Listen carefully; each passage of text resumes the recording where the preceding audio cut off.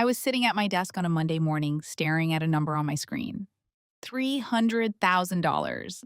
That was what I was walking away from. Not just the salary, the bonus, the title, the prestige, the entire identity. I had spent nearly a decade building inside one of the most competitive industries in the world. And I had just made the decision to leave. I remember my hands were shaking when I typed the message to my manager asking to talk. Because even though I had been thinking about this for months, the moment it became real, every single doubt I had ever had came flooding back at once. Was I making the biggest mistake of my life? Probably, according to everyone around me. But I did it anyway.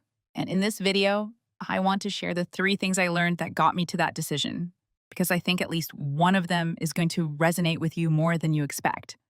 I spent 9 years in investment banking. I got promoted. I took on more responsibility. I negotiated bigger salaries and bigger bonuses every single year. From the outside, it looked like everything was going exactly to plan. And for a while, it genuinely felt that way too. The first few years were exciting. I was learning constantly, being challenged, growing fast. I felt like I was exactly where I was supposed to be. But somewhere around year 4 or 5, something shifted.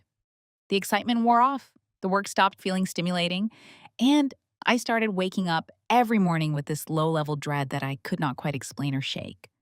I pushed through it for a long time because that is what you do. You are grateful for a good job. You are grateful for a good salary. You do not throw that away because of a feeling, but the feeling kept getting louder. And eventually, I could not ignore it anymore. The first thing I learned, and this one hit me hard when it happened, is that the company you work for does not owe you anything except a paycheck. I know that sounds obvious when you say it out loud, but most of us do not actually believe it until we see it happen in front of us. Early in my banking career, there was a woman on my team who I genuinely looked up to. She had been in the industry for nearly 20 years. She was brilliant at her job, deeply respected, and she had taken me under her wing in a way that I was genuinely grateful for. She taught me how things worked. She sat with me after hours to answer my questions. She was the kind of colleague that made you feel like the place was worth being. And then, one evening, I watched her pick up her phone, put it down, stand up from her desk, and walk away. My manager called me into a room a few minutes later and told me I had just been promoted and that her role was being eliminated. She was with HR. In the same moment I should have been celebrating, I felt sick. That experience rewired something in me because I realized that no matter how good you are, no matter how much you have given, no matter how many years you have put in, you are only as valuable as what the company needs from you on any given day. And that is not a criticism of companies. It is just reality. But once you see it clearly, you cannot unsee it. I realized that as long as I was fully dependent on a salary, someone else had more control over my financial life than I did. And I knew I could never feel truly financially secure on those terms. That was the first thing. The second thing I learned is that chasing status is a trap, and it is an incredibly expensive one to get out of once you are in it. Here is something I am not proud of, but I think is important to say honestly.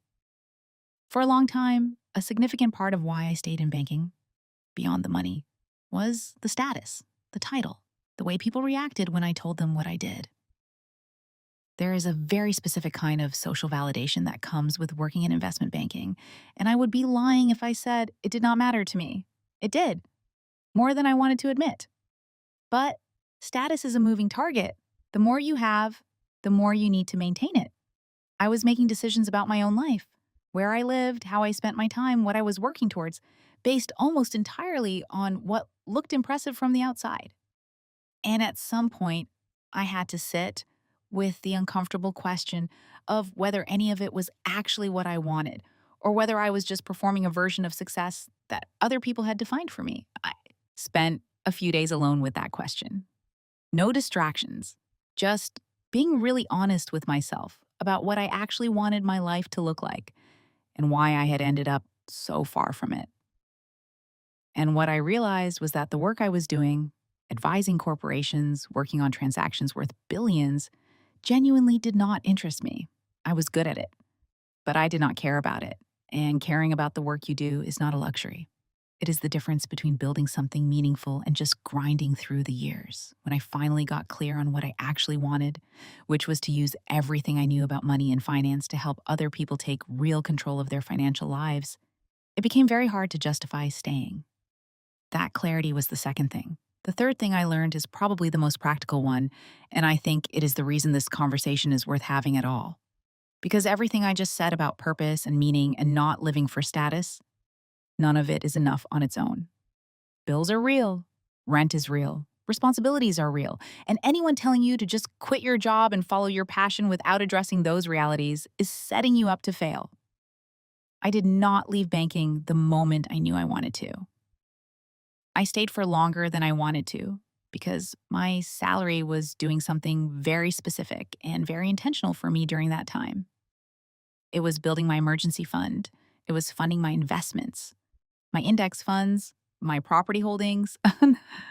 It was paying for experiments I was running on the side to test whether I could actually generate income outside of my job. I was not just waiting, I was using the time and the income strategically. The number I set for myself was this: my side income needed to cover my fixed costs, plus a buffer before I would even consider leaving. Not match my banking salary. Just cover the non negotiables with something left over. When I finally hit that number, I had also built up enough in savings to cover 9 months of expenses if everything went sideways. That safety net was not optional. It was the entire reason I was able to make the decision without it being reckless. I took an 84% pay cut the day I resigned. 84%! And I was at peace with it because I had spent 2 years making sure that cut would not put me under. That is the part nobody talks about when they tell the inspiring quit your job story. The preparation is the story. The dramatic resignation is just the last 5 minutes of a very long and very deliberate process. And here's what I will say to close this out. I am not telling you to quit your job. I'm not telling you that your purpose is outside your career or that the corporate world is something you need to escape. For some people, the work they do every day is genuinely meaningful, and that is real and that is valid. What I'm saying is this, get clear on what you actually want. Separate from what looks good or what other people expect from you. Understand that financial independence starts with owning assets, not just earning a salary. And if you do want to make a change, use the income you have now to build the foundation that makes that change possible rather than terrifying. Those 3 things changed everything for me. I hope at least one of them does the same for you. If this resonated, subscribe. I post every week on money, investing, and building a financial life that is actually yours. I will see you in the next one.